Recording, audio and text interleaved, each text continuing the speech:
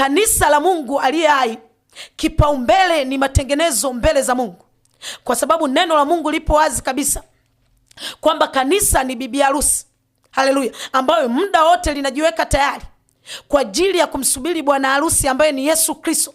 Na utayari ambao kanisa linakuwa nao ni kujisafisha, ni kujitakasa. Biblia inasema mtakatifu na azidi kujitakasa. Manake kujiweka tayari muda wote ambao Yesu anafika, manake amkute mtu akiwa yupo kwenye maandalizi.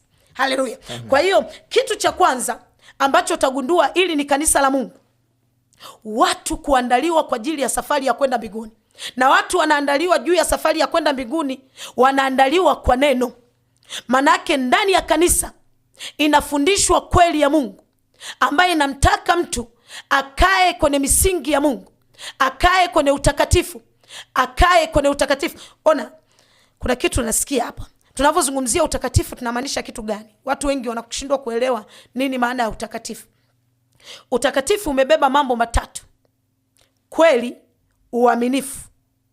Kweli, uaminifu. Haleluya.